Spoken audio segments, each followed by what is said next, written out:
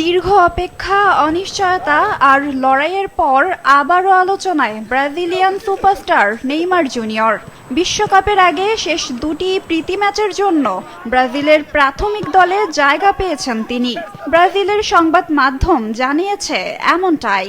16 March ঘোষণা করা হবে শেষ স্কোয়াড। সেখানেই নিশ্চিত হবে নেইমারের জাতীয় দলের জার্সিতে ফেরা হবে কিনা। আগামী 26 ও 31 মার্চ ফ্রান্স ও ক্রোয়েশিয়ার বিপক্ষে প্রীতি ম্যাচে খেলবে ব্রাজিল। বিশ্বকাপের আগে এই ম্যাচ দুটিই হবে সেলেসাওদের শেষ আন্তর্জাতিক পরীক্ষা। আর সেই পরীক্ষার আগে প্রশ্ন একটাই, নেইমার কি ফিরবেন হলুদ জার্সিতে?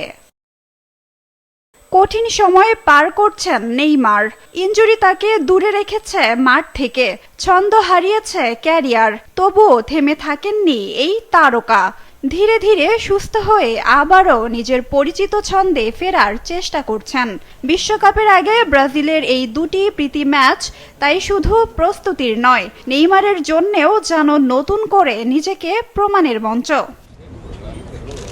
সময়টা এখন খুবই গুরুত্বপূর্ণ নেইমারের জন্য। জাতীয় দলে ফিরতে হলে, বিশ্বকাপের স্বপ্ন বাঁচিয়ে রাখতে হলে নিজেকে নৈপুণ্য দেখাতেই হবে। সেই কারণেই ব্রাজিল কোচিং স্টাফও নজর রাখছে তার প্রতিটি পদক্ষেপে। ব্রাজিলের প্রধান কোচ কার্লো আনচেলত্তি নিজেই সান্তোসের পরবর্তী ম্যাচে মাঠে বসে নেইমারের পারফরমেন্স দেখার পরিকল্পনা করেছিলেন। এতে বোঝাই যায় নেইমারের বর্তমান ফিটনেস ও ফর্মকে কতটা গুরুত্ব দিচ্ছে ব্রাজিলের কোচিং স্টাফ।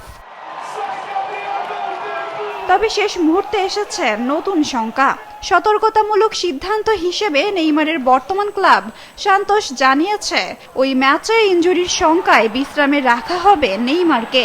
ফলে মাঠে বসে তার খেলা দেখার সুযোগ হয়তো পাচ্ছে না আনচেলত্তি।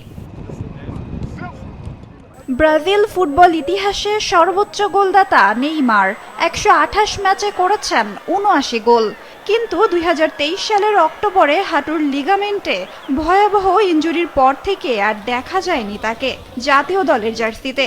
তাই এখন ব্রাজিল জুড়ে একটাই অপেক্ষা, স্বপ্নভঙ্গের সেই দীর্ঘ বিরতির পর আবারও কি নেইমারের পায়ে জ্বলে উঠবে সেলেসাওদের নতুন স্বপ্ন?